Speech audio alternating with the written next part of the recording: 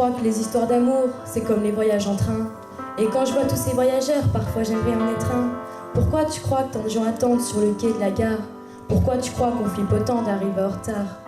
Les trains démarrent souvent au moment où on s'y attend le moins, et l'histoire d'amour t'emporte sous les liens puissants des témoins. Les témoins, c'est tes potes qui disent au revoir sur le quai et regardent le train s'éloigner avec un sourire inquiet. Toi aussi, tu leur fais signe et t'imagines leurs commentaires. Certains pensent que tu te plantes et que t'as pas les pieds sur terre. Chacun évoque son pronostic sur la durée du voyage.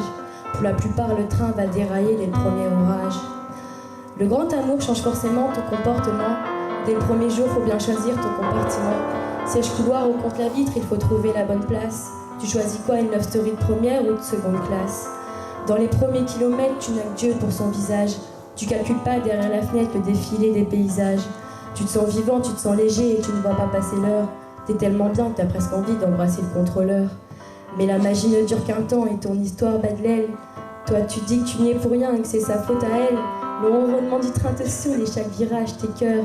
Quand tu te lèves et que tu marches, tu vas te dégourdir le cœur. Et le train ralentit, c'est déjà la fin de ton histoire.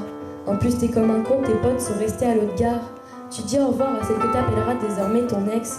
Dans son agenda sur ton nom, elle va passer un coup de Tipex.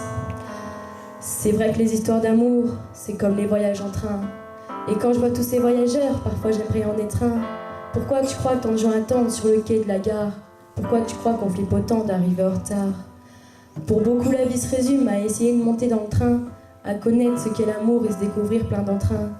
Pour beaucoup, l'objectif est d'arriver à la bonne heure, pour réussir son voyage et avoir accès au bonheur.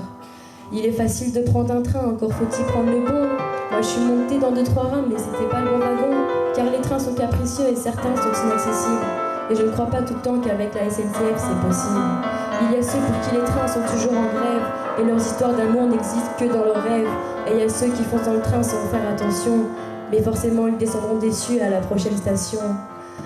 Il y a celles qui flippent de s'engager car elles sont trop émotives. Pour elles, c'est trop risqué de s'accrocher à la locomotive. Et il y a les aventuriers qui enchaînent voyage sur voyage. Dès qu'une histoire est terminée, ils attaquent une autre page.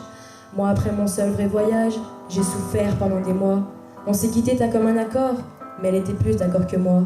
Depuis, je traîne sur les quais, je regarde les trains au départ. Il y a des portes qui s'ouvrent, mais dans une gare, je me sens à part. Il paraît que les voyages en train finissent mal en général.